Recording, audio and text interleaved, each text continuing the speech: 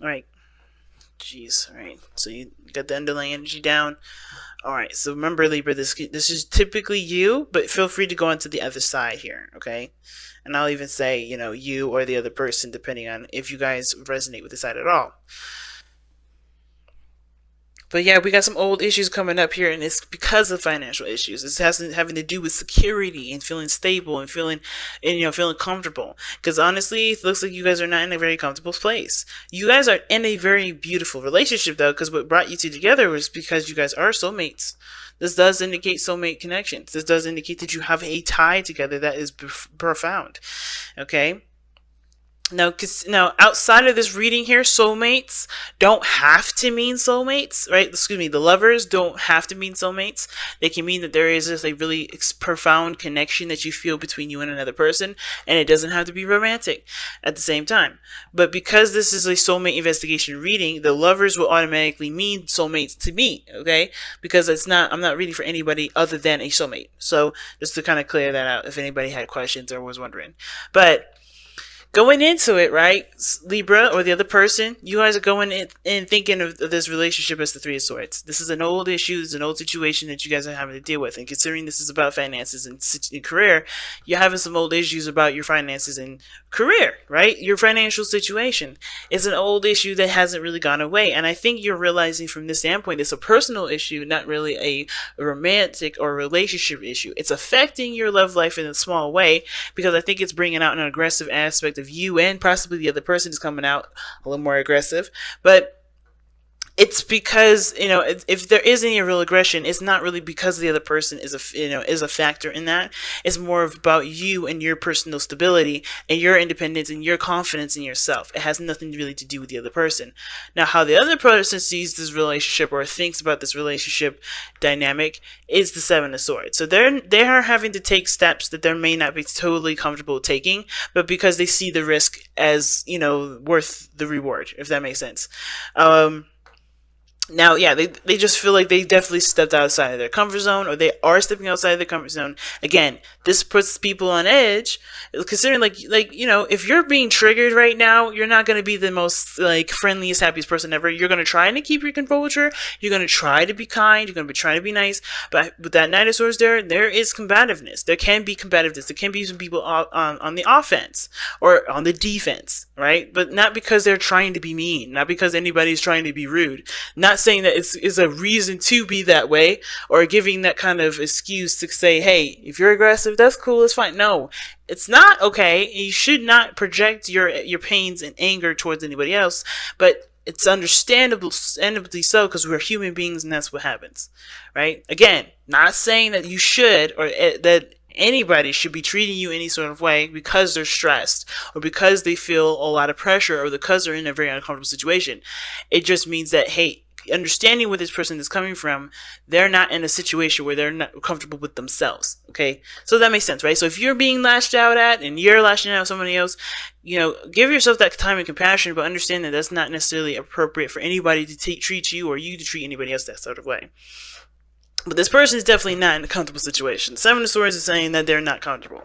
They're taking a risk. I think this person sees this risk as worth the reward, because we do have the lovers that brought you two together. So that is love. Love has brought you together, connecting with one another, connecting with each other, being the halves of each other that work as a whole, So like, for instance, you may be the brain and the other person may be the heart, right? Or the other person may be the brain and you be the heart, right?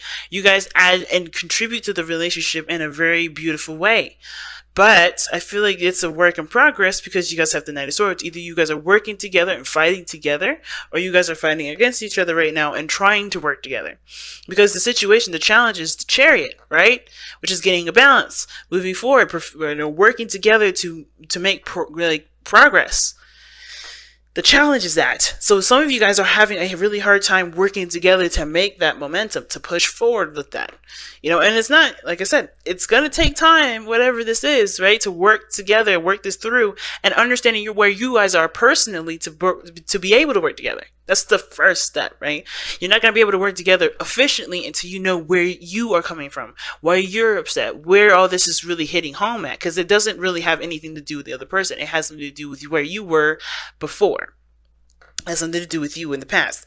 Now, That said, this person taking a risk right now, taking a leap of faith, they may be avoiding situations, not really acknowledging how serious the situation may be, or they may not really be acknowledging it as full on as possible. They may be avoiding some situations at the same time. But, which can understandably lead them to to believe that they have been putting in a lot of work, but they don't know where else to work at because they have been avoiding situations.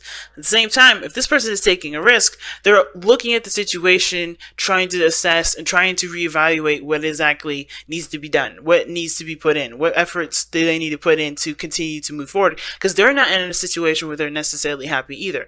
They know they've come a long way. They know that there's been a lot of work that's been put into this already. They know that there's work that needs to be put into it now and moving forward. Right now, they're not sure of what work needs to be done, or they're not sure if they really want to put in all this work, right? Because there could be avoiding, right? There could be ignoring the situations, right? Therefore, they don't know what to do.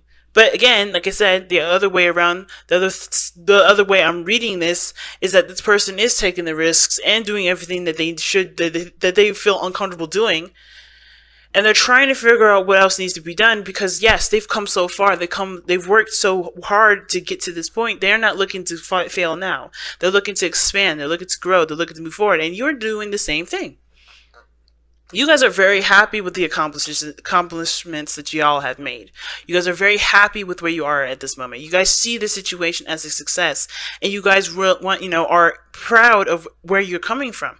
You're proud of how hard you've worked. Even though finances and money may be coming up as a situation for you guys, you're not letting this dictate your relationship in the sense of, of this relationship being a success or not. I feel like, you guys are both recognizing how far you've come. While you may be looking at it as a celebration, as a success, the other person's thinking of how to expand, how to move forward, what else needs to be put into it, because they're not necessarily satisfied with where you guys both are financially, but I think that they've put too much into it to say, this is not a success. I think this is something that, both of you truly want. I think this person's taking a very practical approach to it because they do have love for where you guys are, but they want to see more. They believe that there is prosperity. There's more to come out of this. There's so much more to grasp from this, right? There's potential for greatness here. And this is not where they, imagined you guys just staying at.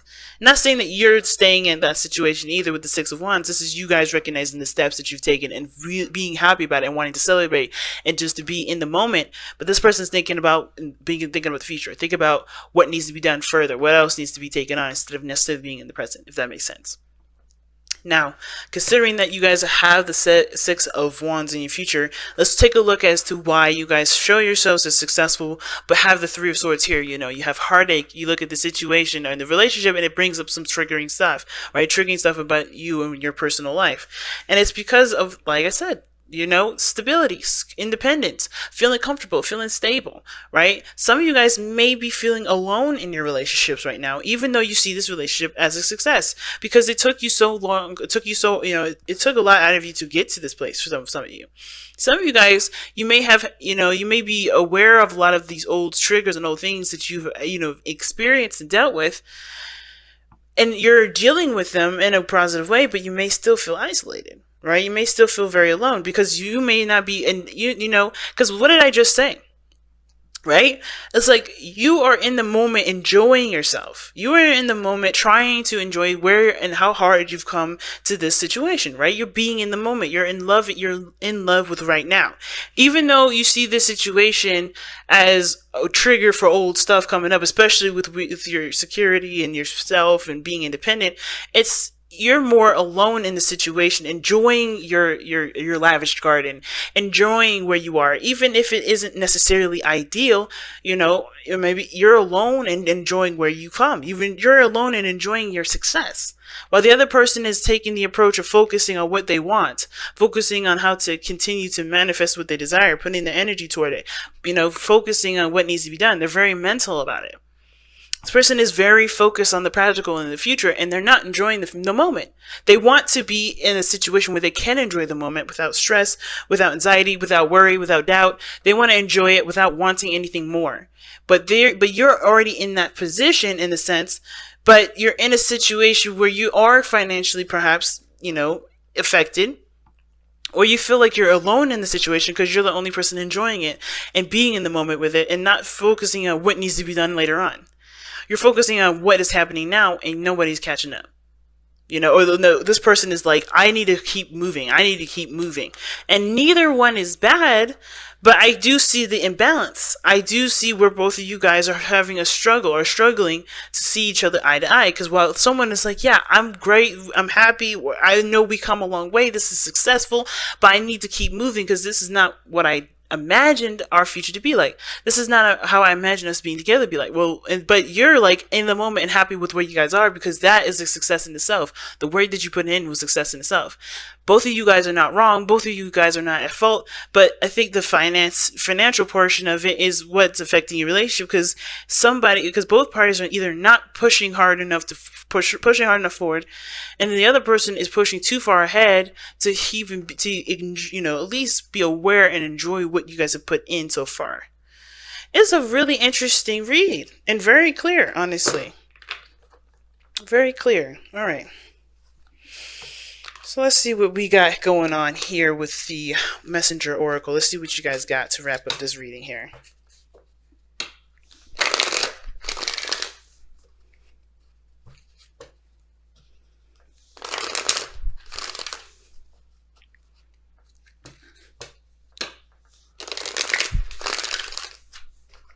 And like I said, remember the sides, right?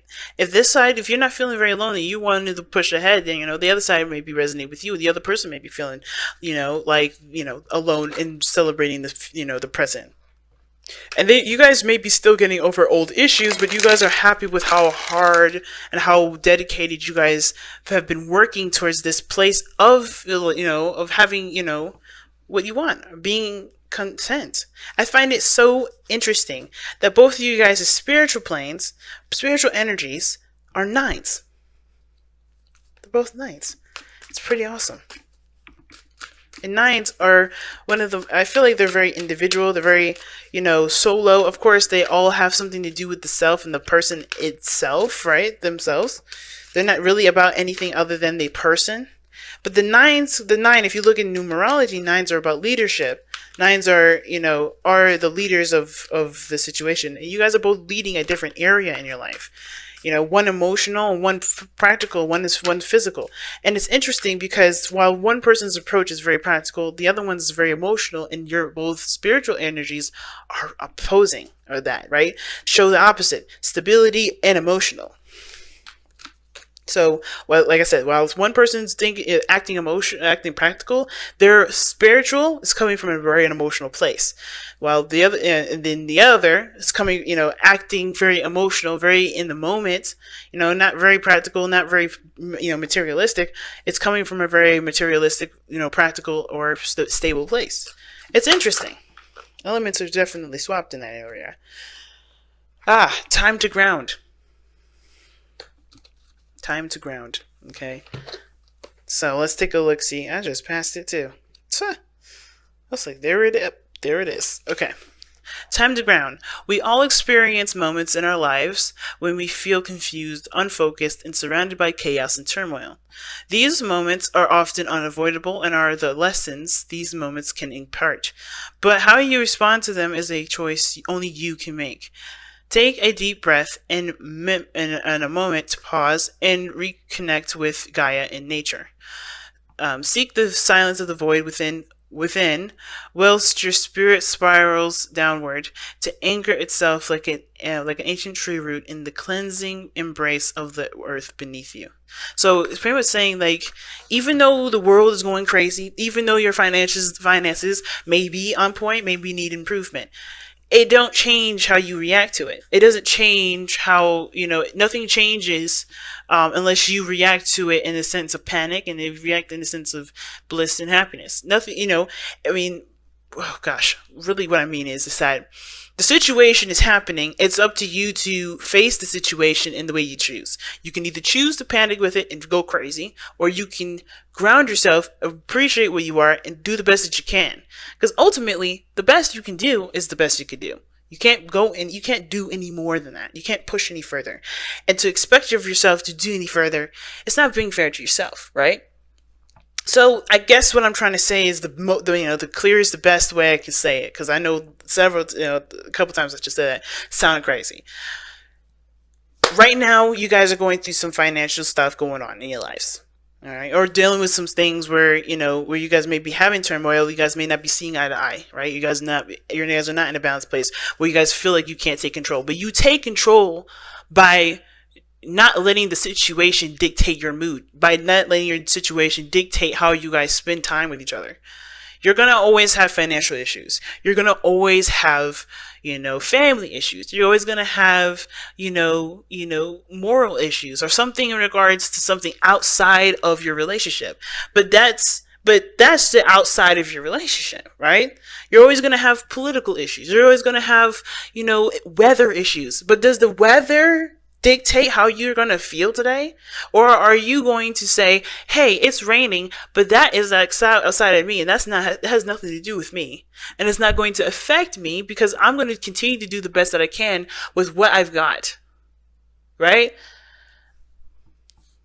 Right? And I know some people in the comments were like, yeah, but if it rains and you got to drive differently, you got to do different. Yeah, but they're still doing the best that you can. It's always still doing the best that you can, and knowing you're doing the best that you can, and still keeping yourself in a place where you can still stabilize yourself. Because at no point, at nowhere in this reading does it say that your life is going to crumble because you guys can't get your finances up, down, whatever. It's like the money, the lifestyle that you guys live can only be helped if you do the best that you can. It's not going to help if the relationship has arguments and problems with that, right? It makes sense if both of you guys are not seeing eye to eye, you guys are not working together, therefore you guys can't do the best that you guys can because you guys are not working together as a team, which is fair enough. But if you guys are doing the best that you can, and you're doing all that you can, don't let the finances creep up in your relationship despite how well how hard you're working. Because if you're doing the best that you can right now, then that's it. You don't, that situation doesn't deserve to take, your happiness or take the feeling that you have with your partner in the most intimate times that money has nothing to do with. You know what I mean?